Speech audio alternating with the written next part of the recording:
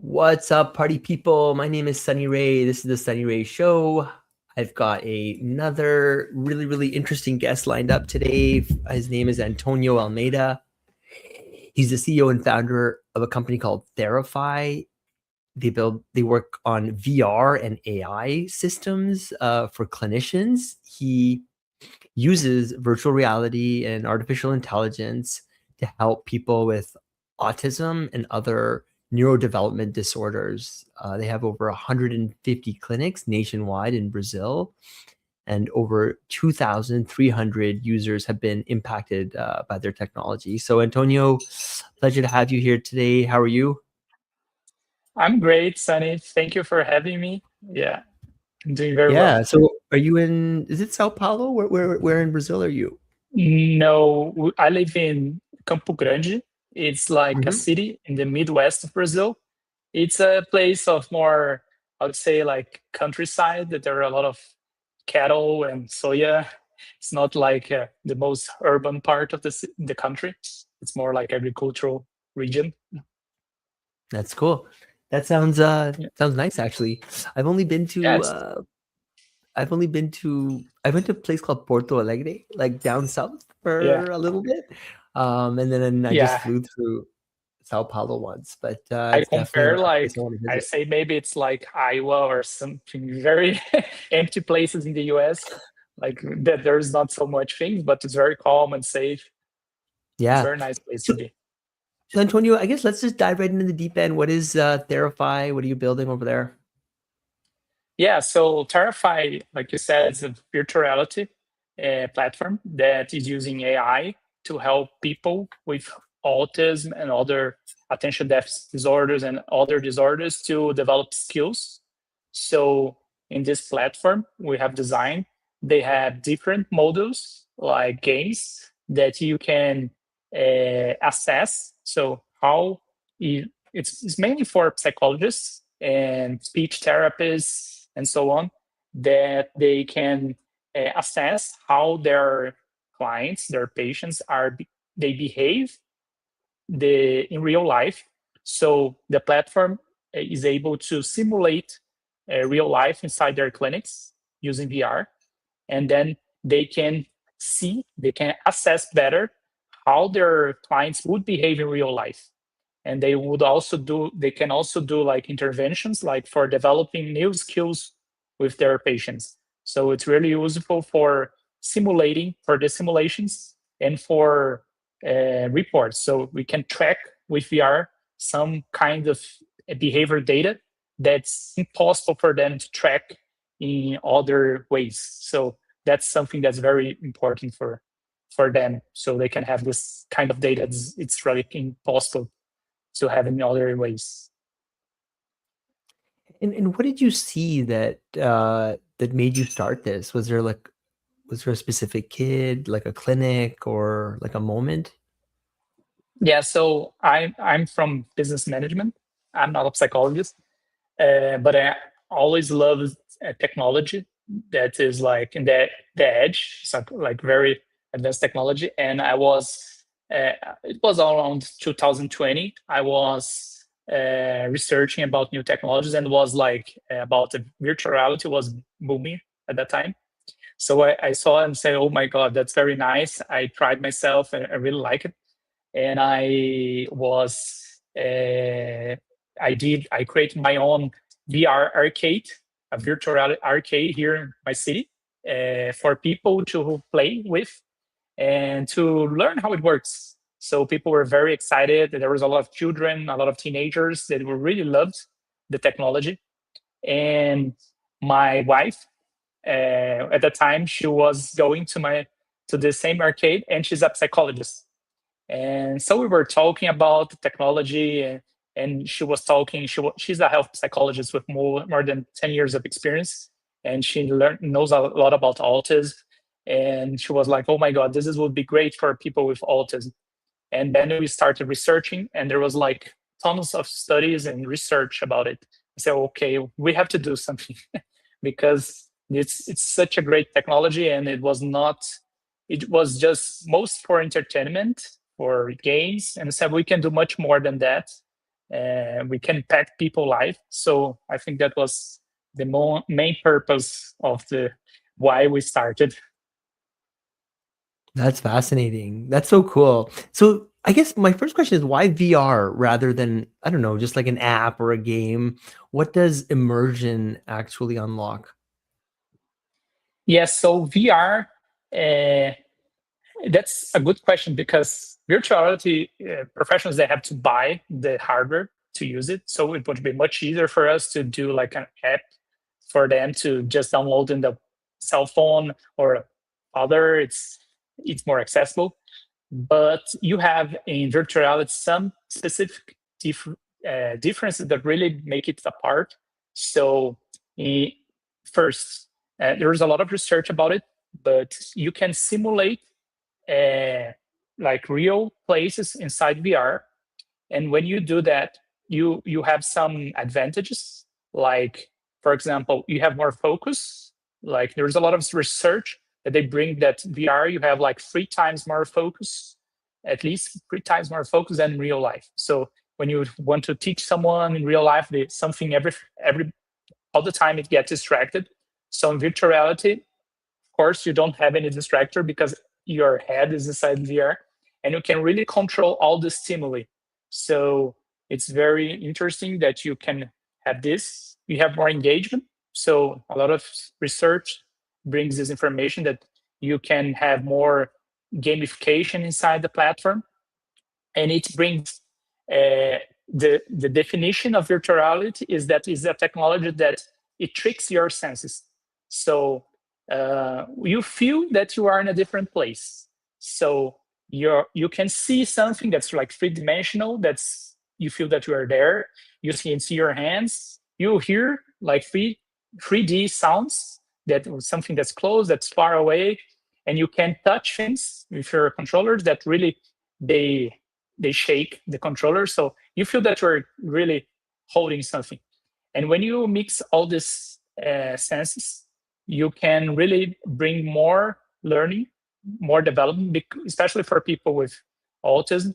They can really do a better generalization of the skill. So the main thing about that we bring in VR is that it decreases the gap of generalization. Generalization is when a professional he develop a skill with his patient in a clinic, and his patient really developed the skill, but when he wants to do outside of the clinic, he's not able to do it. And the main reason is because there is not the training that he did inside the clinic is not similar to real life. So he's doing like trainings that are very far away and distant from what real life is. So in VR, you can simulate this environment closer to real life. And then he is able to decrease this gap. So generalization gets faster, the development gets faster. So that's something that's really, we have a lot of feedback from our clients. That's really common. They say something that I take like 7 months to do it with my client, with my patient, I take like 2 months. So a skill that they want to develop, because when you have the focus, the engagement, the simulation, and we also have now AI to help in this similarity of real life, you can really have some great results. So that's That's the so cool. main reason. Hey, Anthony, I got one question. You know how sometimes when you put on these headsets, you get dizzy? Have they solved Yeah. that yet? I assume it's something to do with the lag or something, right? But like, what causes that, and does that get in the way? Yeah. So VR, it's for some people they may have motion sickness. So it's something that, especially for people that use it the first time, and if they have some kind of problems with I don't know the name in English, but it's like a disease that they get a little bit.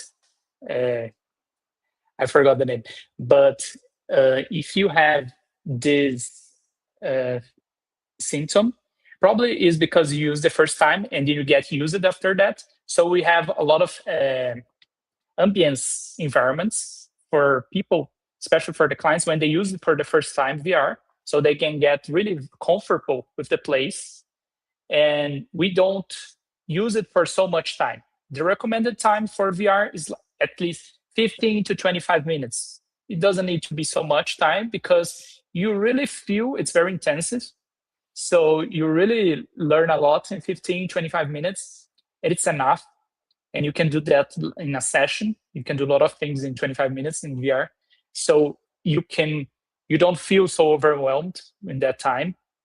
And we also always have a lot of help for professionals if they feel that some kind of patient feels that he will not be okay inside VR. There's like a process, a step-by-step approach, so they can really learn, feel the headset first, feel how it looks like.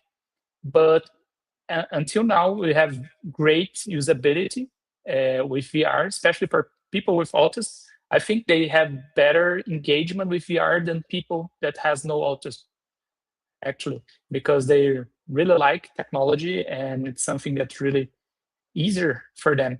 Sometimes they feel like they really use better than the professions. So they really like it. That's so interesting. Cool. But, you said that the headset is not the moat, right? That the behavioral kind of data loop is. Can you unpack that for someone who's never kind of thought about that? Yeah, sure. We started with VR headset, and the main thing about VR head is all the advantages I told you. It's really great for developing new skills, but with artificial intelligence, the potential for using this technology for good is it improved. So, for example, when you use VR and you develop new skills, you collect a lot of data from the clients and from your patient, that how he improved along the time, how he was before, how he is now. But you can have more things, more information that's really important for professions. So we were looking for the data loop. That is, what is this? It's we look for all the data that's missing in the context of a patient. So, for example, which kind of data we don't have for the patient? They don't have right now. Generalization data. So how was your client or patient doing outside of her clinic? You develop a skill with him inside the clinic, but how was he doing? How is he doing outside of the clinic? No professions have this data right now. So it's really important thing. And we are releasing soon an app that the parents will give data for the professionals of how was doing this generalization in real life. So this data go back to the data loop, we call it. That's the place where you can see if the plan, the activities that he was planning to do in this session really had results in real life. Mm-hmm. The professional will also include his clinical data about his opinion about the client, how he was doing in clinic, what his opinion. And with all that, we are using AI to understand that, okay, I did this activity in VR. The professional said that about his patient. And the parents of this patient said that he was doing well or he's not doing well outside the clinic. And with all this data, what do I recommend for this profession? Actually, you should do this other activity, not this one, because this is one that really get results outside of clinics.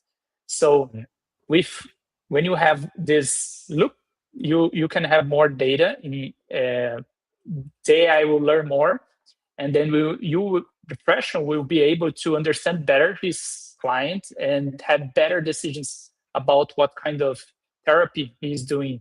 So it's more like, that's what we call the data loop. It's VR. Awesome. It's like the place that we collect data and do the activities with him. But cool. That's not enough. We we need more data to have the complete That cycle. makes a lot of sense, right? That we see that everywhere. And so thank you for breaking that down. Antonio, where do people learn more about Therify? Where do they learn more about you? And then, I'll kind of land the plane after this one. Yeah, well, we have our Instagram. It's Therify. Mm-hmm. So TheRafi.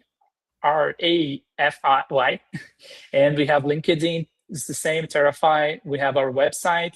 It's therify.com, therifycare.com. And there you can find all the information.